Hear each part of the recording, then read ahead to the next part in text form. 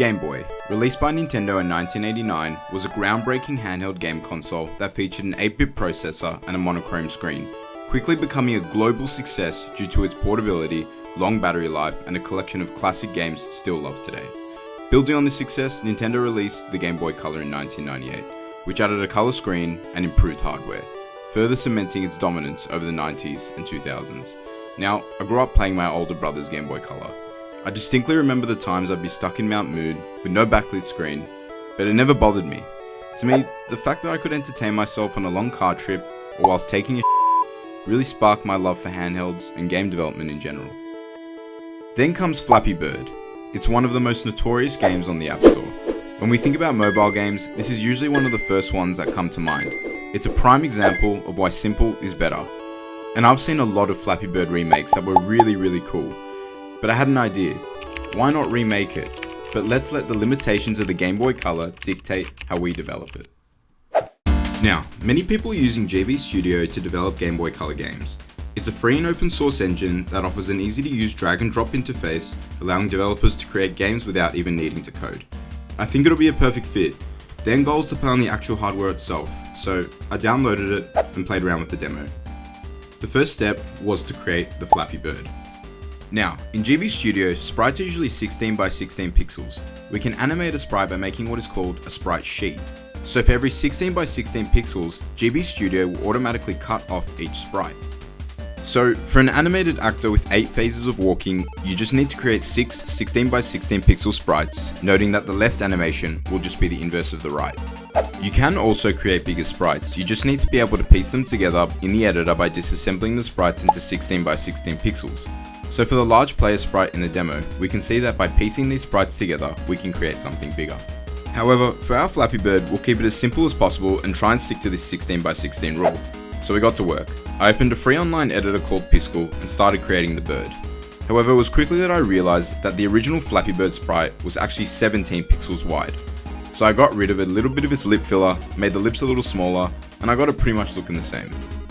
Next is to add some color to the bird. gbstudio follows the same color palette as the original Game Boy, and it's from here where we can add our own colors. You can have 8 color palettes per scene for both backgrounds and sprites, and backgrounds can have 4 colors while sprites can only have 3. But you can have more colors by disaggregating the sprites, and that's what we're going to do. By splitting the bird into separate parts, we can create more distinct colors. We pieced the bird together, and this was the final product. And then after a little trial and error, we got the pipes looking good as well. And then we moved on to the background. Now, the background differs quite a bit from sprites. Instead of being 16 by 16 pixels, we're now working with 8 by 8 pixels, so a lot more detail can go into the background. You also can't have more than 192 unique tiles at once due to memory limits. So in a screen with a minimum size of 160 by 144 pixels, you gotta reuse about half your tiles to fit into memory. So what developers did back in the day to get around this was simply reuse tiles. So I used this method to create a version of the Flappy Bird background in an 8-bit setting. I set up the scene in gbstudio and we were good to go. Now that that's all done, it was time to code this thing.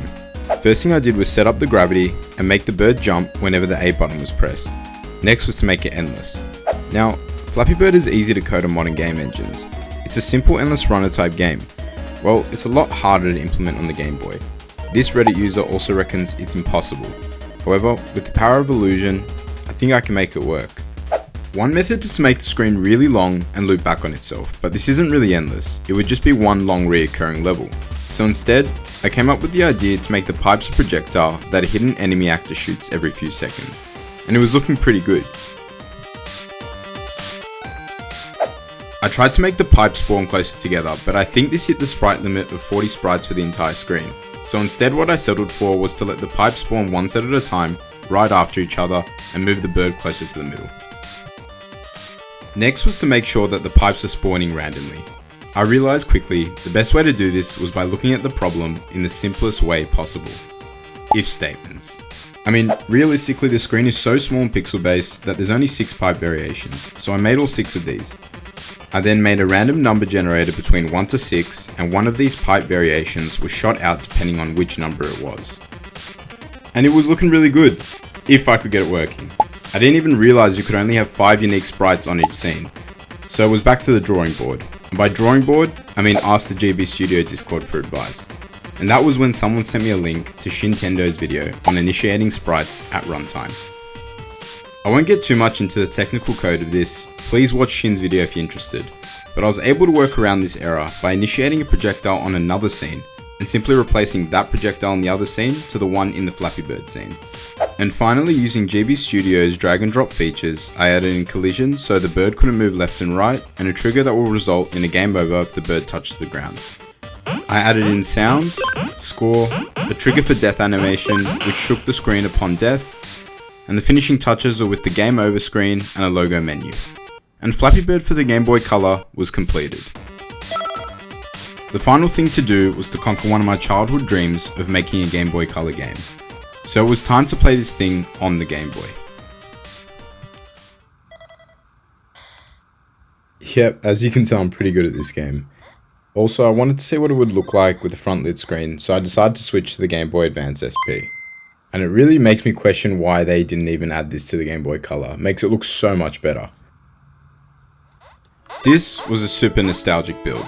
It really made me appreciate the way Game Boy developers use little creative tricks to get around its limitations.